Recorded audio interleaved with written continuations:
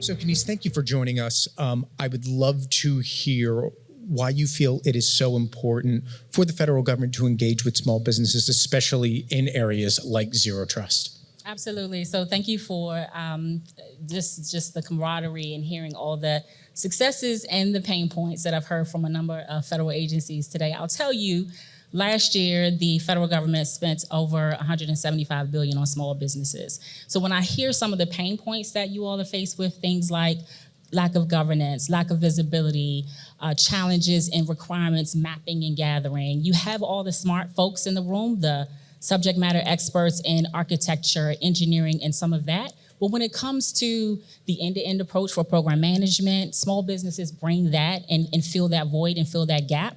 We have a nimbleness, agility, and flexibility in how we work. So we're able to bring to bear things like smarter, swifter, quicker procurement processes, being able to utilize us in a shorter acquisition time frame, getting over some of the red tape and the bureaucracy that you may face with larger enterprises.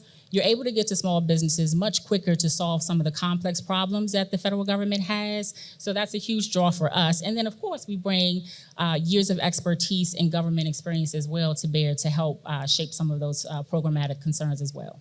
Yeah, we've spent so much time talking about the tactical aspect of zero trust, but the program management aspect is something that I would like to focus on with you. What does that end-to-end program management look like, and how do you help agencies conduct the meaningful assessments that they have to do in order to make sure that they are successful with zero trust? Yeah, I'd say one of a huge sort of impediment to success at times can be the compliance void. Actually getting to the requirements and meeting those expectations. We know the regulators are there, the auditors are there. There are things that we must do. And I've heard several people in the room that said compliance does not get you to better security. So we feel that, we hear that, we understand that. However, it's a necessity, it's something we must do. So when we talk about compliance, we're talking about what we actually have to do while we're trying to mature, while we're trying to be innovative, while we're trying to be creative, while we're trying to move the culture in a way that drives something like zero trust as a change agent. So it's necessary to have that programmatic view end to end to help shape how that looks from the beginning to the end of this sort of zero trust life cycle, because it's really all about modernization. That's really what we're talking about. We're talking about how to modernize technology in a way that meets requirements and innovates and creates in a way that helps us to deliver smarter security and secure computing environments. What are the technology drivers that you see? I mean, being at the program management level, you're obviously seek what works and what doesn't. So I'm wondering, what are the drivers that you see that are needed to have a successful zero trust implementation? At a very basic level, identity and access management that's at a mature state, multi-factor authentication by default. So we're still using passwords. We need to get off them. We need to move to a passwordless environment that uses multi-factor authentication by default. We need change management. So we talk about the technology quite a lot, but we don't focus enough on the cultural shift and the necessity for change management, for training, for all the people that are the doers, the operators that are boots on the ground trying to get this done. Having the tools, technologies, transparency, and training that are necessary for them to make this engine go. I would also say monitoring and advanced tracking capability. So we actually know who's on our network, when, why, and how. So we need to have some maturity in that as well. One last thing, vulnerability management. So we have so many tools and technologies today that help us to identify vulnerabilities and findings, but not sharp enough to help us remediate. So we still need the people. We still have the people that are feeling the pain of remediation and vulnerability management, and having sophisticated products to help us do that so that we can get our resources to doing other things would be helpful as well. So how do you address the challenge that comes with compliance? I mean, you talked about being nimble and being coming from that background of being a small business. What does that look like from a compliance standpoint, especially when there's that need to foster the innovation that needs to happen with getting to zero trust architectures? So I know we have some auditor friends in the room, and I'll tell you, I have an audit background as well. I was working with I've been in the federal government for quite some time, both as a contractor and as a Fed. I was at IRS most recently years ago as a SES as well.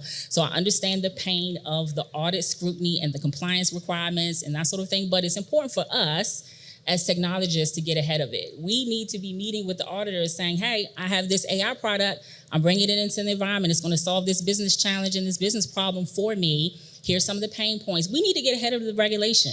We need to get ahead of the standards. If we're the ones implementing the products, if we're working with the vendors, if we're working with our technology teams to deploy, we should be shaping some of that compliance rigor and some of the standards. I think we're shy about it because we know that sometimes that means that our normal day gets taken up with audit scrutiny and that sort of thing. But it's important for us to think about the compliance community as a partner in shaping some of that. So we are the people that know how these engines go, how to operationalize these tools and technology. So we need to be shaping some of that conversation.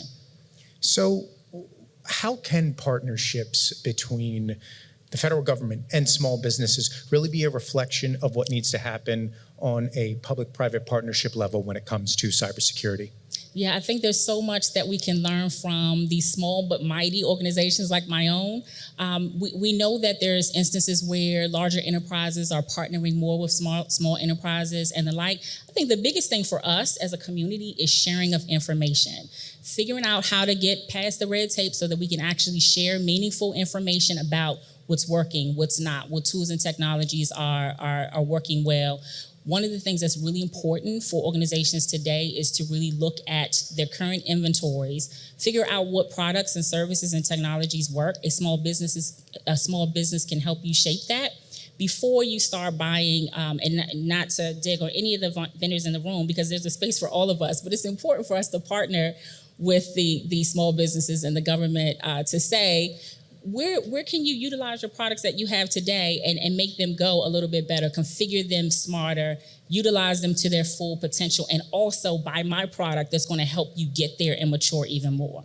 Can you talk a little more about that inventory part? Because we are dealing with federal government and the agencies, they're humongous. So in your advice, like what is a good way to really get your arms around what that inventory list can look like and have that help move everybody towards zero trust architectures? Yeah, the asset management problem is still a problem. We know that the inventory challenge and understanding everything that is in the environment is still a challenge. There are government agencies that are still maturing in that space. I think that understanding that is sort of the first part of that, having tools and technologies that help us understand where we are in terms of what's on the network, how it's on the network, what it's used for, and if it's actually something that we need is a huge part of understanding zero trust and how we mature. So it's part of I would say, one of the beginning phases of uncovering where we are in the zero trust journey. I've heard several people in the room talk about the assessment piece.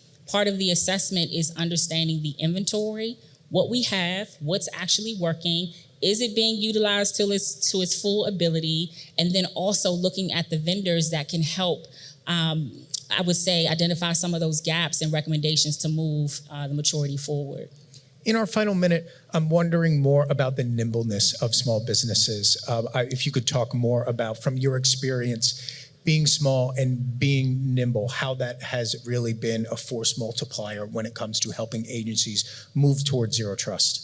Absolutely. So one of the things that you get with a small business is access to the managing partner, someone like me with 30 years of experience. You get access to the CEO. And I say that, sort of tongue in cheek, because oftentimes these are roles that are delegated down in enterprises. You may never see the CEO of a company. You may never talk to someone with 30 years of experience in actually solving government problems. So I would say nimble as in you have access to the people you need when you need them. You have dedicated staff that are giving you the solutions for today that are going to help you advance for tomorrow.